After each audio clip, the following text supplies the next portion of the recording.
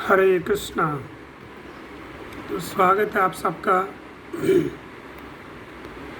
जैसा कि मैं आप लोगों को कृष्ण के बालपन के विषय में बता रहा हूँ, तो यहाँ पर भक्त आगे बोलते हैं, उनको तो बालपन से न था काम कुछ जरा, संसार की जो रीत थी उसको रखा बजा।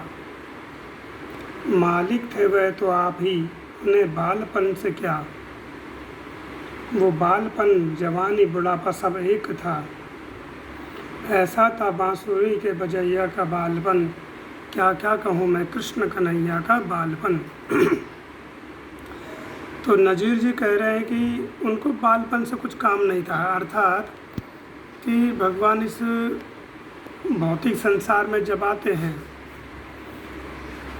तो जैसे बालपन यानी भगवान ने जो लीलाएं करी उनसे उनको कोई मतलब नहीं था।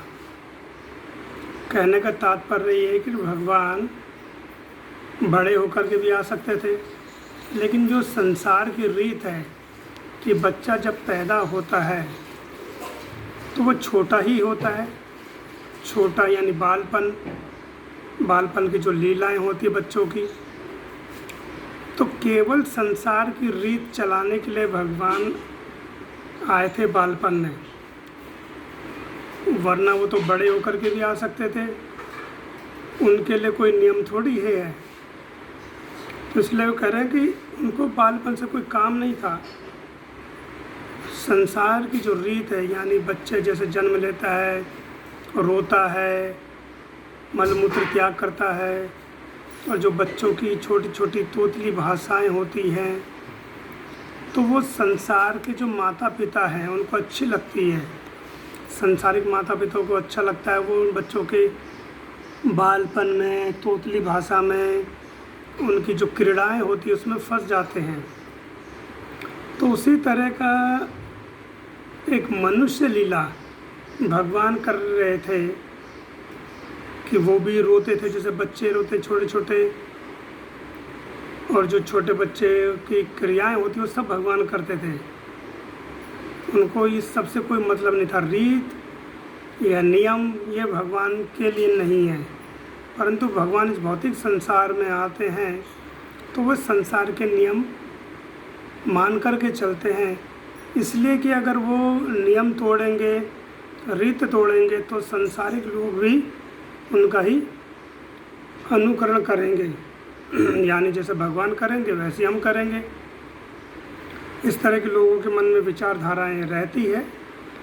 वो कहते हैं भगवान कृष्ण ने ऐसा किया तो हम भी क्यों ना करें, शिव जी ने भांग खाई तो हम भी भांग खाएंगे, ऐसे लोग कहते हैं। तो आगे बोलते हैं वो बालपन जवानी बुढ़ापा सब एक था, यानी भगवान में के स्वरूप कभी नहीं बदलता, एक सा रहता है। भगवान क्या है? गोविंदमादि पुरुषम, ईश्वर परम कृष्ण सच्चित आनंद विग्रह, अनादि आदि गोविंदम सर्व कारणम कारणम। ब्रह्मा जी ब्रह्म संहिता में क्या कह रहे हैं? ईश्वर और परम ईश्वर। ईश्वर का अर्थ होता नियंता, स्वामी। तो जितने भी भौतिक संसार में हम ईश्वर देखते हैं, ये जो देवी देवता हैं ये ईश्वर हैं, परंतु परम ईश्वर कौन है? कृष्ण है। जैसे हम ब्रह्मा जी को भगवान बोल देते हैं, इंद्र को भगवान बोलते हैं, सूर्य देव को भी भगवान शब्द जोड़ दिया जाता है। ये सब देवी देवता हैं और ये ईश्वर है। यानी कि सूर्य के जो देव हैं, सूर्य देव, ये प्रकाश के देवता हैं, तो ये उसके नियंता हुए। चंद्रमा रात के जो प्रकाश है उसको देते हैं, और औषधि के, फल के, फूल के, अनाज के, इनके देवता है चंद्रमा। तो ये उसको नियंत्रण में रखते हैं। जल के देवता है चंद्रमा। ऐसे अलग अलग जो विभाग हैं उसके अलग अलग देवता हैं, परंतु इन सब के ऊपर कौन है? वो है कृष्ण, वो है परम ईश्वर। तो भगवान जब इस भौतिक संसार में आते हैं तो जन्म मृत्यु जरा व्याधि के चक्र में नहीं फंसते हैं। न उनकी मृत्यु होती है, न उनको बुढ़ापा आता है, ना उनको कोई रोग होता है। भगवान को देखेंगे तो आप हमेशा नव यौवन, तो इसलिए वो कहते हैं उनको बालपन, जवानी, बुढ़ापा सब एक था। यानी कि भगवान की देह में कोई विकार नहीं होता, परिवर्तन नहीं होता, परिवर्तित नहीं होता उनका शरीर। जैसे हम लोग बालपन में छोटे थे, बड़े हुए तो बालपन वाला देह हमारा समाप्त हो गया, और बड़े हुए फिर वृद्ध अवस्था आई तो हमारे केश श्वेत हो गए हैं, नेत्रों से कम दिखाई देने लगा, कर्णों से कम सुनाई देने लगा। पर ऐसे भगवान के साथ नहीं होता। वो चाहे कितने समय तक इस पृथ्वी पर रहें, वो नवयौवन ही रहते हैं।